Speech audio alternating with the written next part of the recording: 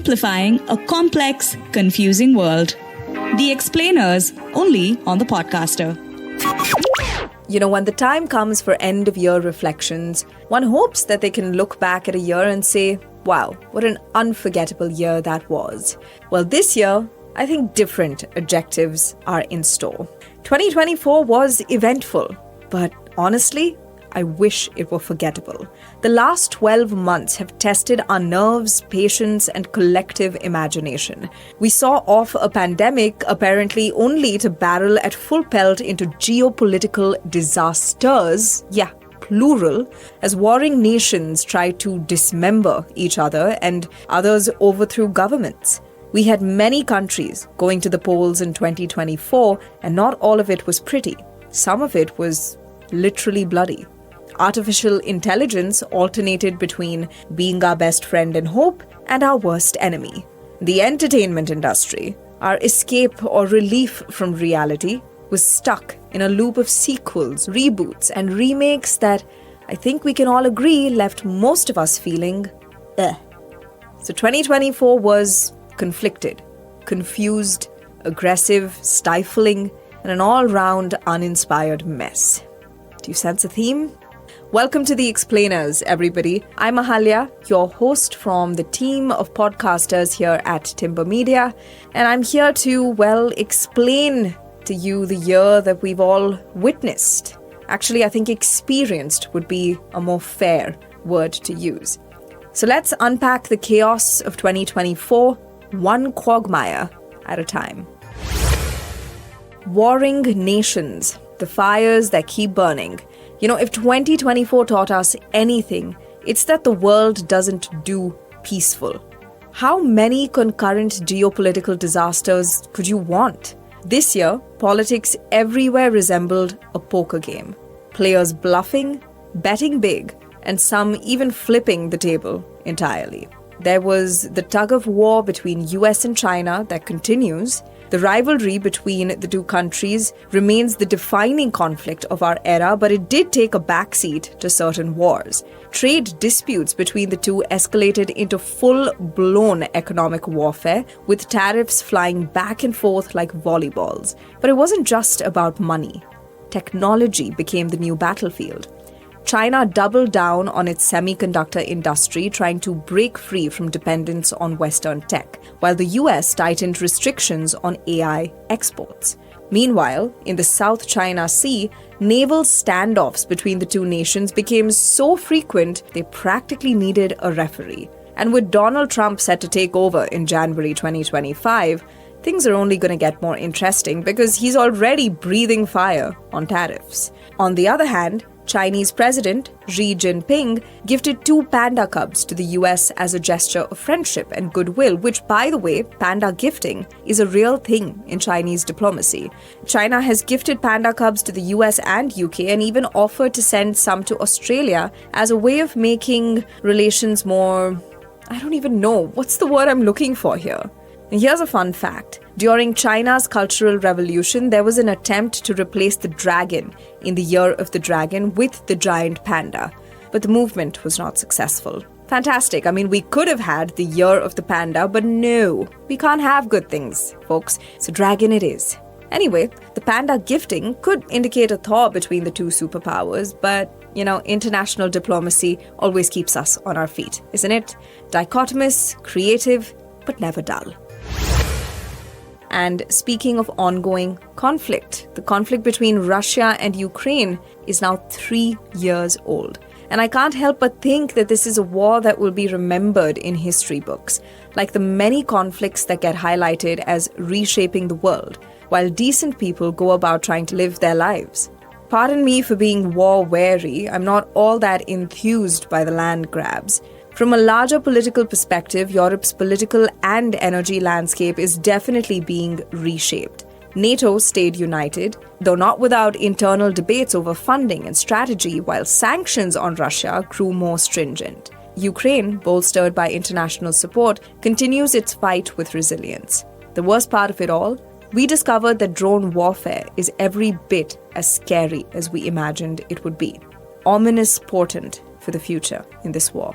And there were more than one kind of war. Cyber wars, the silent battlefield, really hit an all-time high in 2024 with cyber attacks going crazy, targeting critical infrastructure from power grids to banking systems. Both state-sponsored hackers and rogue groups played a game of digital sabotage, leaving citizens of multiple nations wondering if they'd wake up to a working internet or total blackout. Now, 2024, branded the year of uncertainty, came with its fair share of political pandemonium, and democracy got loud. Domestic politics in 2024 was a circus. With over 60 national elections taking place, the world's democracies put on quite the show, and none more so than India and the United States. India took democracy to the next level in the 2024 general election. Over 900 million people were eligible to vote, and the 70% turnout proved the vitality of the world's largest democracy. Political parties clashed over everything from economic reforms to youth unemployment to women's safety. What stood out was the seamless integration of technology in election logistics. AI-driven tools ensured better voter outreach and fraud prevention. Despite the challenges, India delivered a spectacle, even if it was an annoying multi-stage election held in midsummer heat. People turned up and voted, and in a year of war and coups, we did pretty okay. And then there was the US presidential drama. That other noisy democracy on the other side of the globe hosted one of its most contentious elections yet. Key issues included climate change, economic inequality, abortion, inflation, and one Donald Trump. The campaign trail stole the spotlight. Viral moments, including a candidate freestyle rapping, left voters entertained but bewildered. One candidate survived an assassination attempt, but the atmosphere was so vitiated that there was even a theory that his side staged the assassination attempt. Both sides claimed that they'd have a landslide win, but the result? Well, in 2024 fashion, was a razor-thin victory that left half the country cheering and the other half bracing for another 4 years of partisan gridlock. The Republicans, led by Trump, will take office in January 2025. I can't wait for the internet shit show that's going to bring. And leadership changes weren't limited to the big players. Latin America saw sweeping reforms. Africa welcomed its first ever female presidents in multiple nations, and the UK, well, let's just say the phrase next prime minister became a running joke. Syria has been an unexpected casualty in 2024. Bashar al-Assad was ousted after 24 years as the ruler of Syria. No one even knows quite where he is right now, but news broke recently that his wife filed for divorce in the UK. The red pill crowd on Twitter is going to have a field day with that bit of news, or will they finally be fully black-pilled? Over in our corner of the world, Bangladesh saw its government overthrown, and now a Nobel laureate is running the show as unrest grows and tensions with India keep rising. There were coups attempted in other countries: Congo, Bolivia, Haiti. The Middle East Council on Global Affairs noted that, and I quote, "the coup contagion continues." Best geopolitical headline of 2024 that, and also, what is up with the alliteration? We help you understand the world. The Explainers, only on the Podcaster. And now moving on to a story of love and hate. AI and technophobia. Artificial intelligence really stole the spotlight in 2024. I'm kind of tired even just talking about it. But this was perceived as both a groundbreaking innovation as well as a harbinger of existential dread. AI became so deeply integrated into our lives this year that most of us don't even notice it anymore. Or, don't mind. From diagnosing illnesses to optimizing supply chains, it proved its transformative potential. Even the mundane tasks, email drafting, calendar management, personalized entertainment, felt smoother with a little bit of help from our digital assistants. I mean, we all kind of chat GPT every question we have these days, right? From facts about obscure historical battles to the current prices of bike rentals in a foreign city. That's quite specific, Harish. But not everyone is on board, and you know what? that's fine. Protests erupted across industries where automation replaced human jobs, from manufacturing to customer service. Workers fear obsolescence, and governments have scrambled to draft policies that regulate the speed of AI adoption. Ethical concerns over AI's use in surveillance and policing also reached a boiling point, with several nations banning facial recognition tech outright. Good on you. The term technophobia became more than a fringe concept. It's really turned into a movement in 2024. In fact, AI this year is a mirror that reflects humanity's hopes and fears about progress, ethics, and control. And finally, I'm ready to hear a collective yes to this, by the way. What was up with entertainment in 2024? Sequels, reboots, and then sequel fatigue. In a year full of unpredictability, you would think that entertainment would do us all a favor, do its damn job, and offer us an escape. Instead, film industries everywhere double down on the familiar, giving audiences a relentless stream of sequels, prequels, and reboots that felt like deja vu on steroids. Blockbusters ruled the box office, so yay for capitalism, but then originality took a backseat. I'm not going to bemoan the trend, I'll just list out titles so you know what I'm talking about. Dune 2, Inside Out 2, Deadpool and Wolverine. I mean, did we actually even need that one? Whose life is better for that movie coming out? Twisters, Joker, Folie à Deux, Gladiator 2, Despicable Me 4, Moana 2, Kung Fu Panda 4, Bad Boys, Ride or Die. I mean, just die. Kingdom of the Planet of the Apes, Mufasa, The Lion King. I never even liked that growing up in the first place. Sonic the Hedgehog 3. There's even a Terrifier 3. I mean, the sheer number of sequels is a terrifying enough reality. Indian films jumped on the sequel bandwagon too, by the way. Pushpa 2, Stree 2, Bhool Bhulaiya 3, Singham again. I mean, that last title is just mocking the audience, isn't it? And they wonder why streaming platforms are eating into their business. Go figure.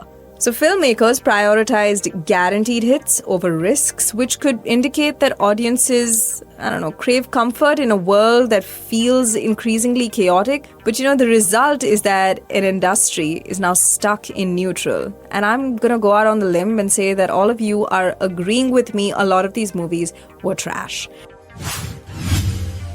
So, all in all, we learned a lot from 2024 actually. I mean, there is sometimes clarity in the chaos. It was a year that demanded resilience and adaptability. It challenged us to rethink global politics, embrace innovation with caution, and navigate an increasingly polarized world.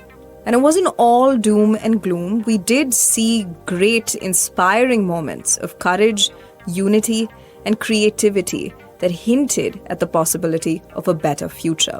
The world remains turbulent, but the resilience of nations and communities, I think, shines through even in the face of adversity. The number of elections in 2024 proved that people still deeply care about shaping and participating in their futures. And you know what? AI is here to stay, but its role depends entirely on how we choose to manage its potential. So that's the good news, everybody. And there was another really exciting lesson, which is that comforting as nostalgia can be, there's an undeniable hunger for stories that challenge, inspire, and surprise us. 2024 was the year of uncertainty, but it was also a year of contradictions. A roaring dragon that burned and rebuilt, sometimes simultaneously. But as the dust settles, one thing is clear. The chaos of the present could be a prelude to better possibilities in the future. And if that doesn't lift your spirit, here's something to look forward to. We are likely to have an 11th Fast and the Furious movie in 2025 and possibly a 12th movie in the franchise in 2026. Yeah, a 12th Fast and the Furious movie. The first one came out in 2001. Was that good? Did that lift your spirits?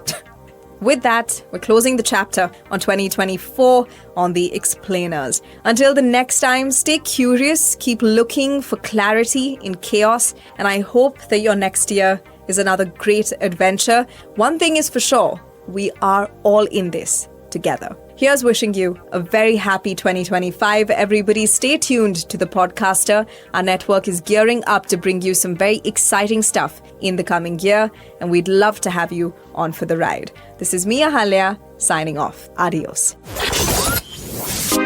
Simplifying a complex, confusing world. The Explainers, only on the podcaster.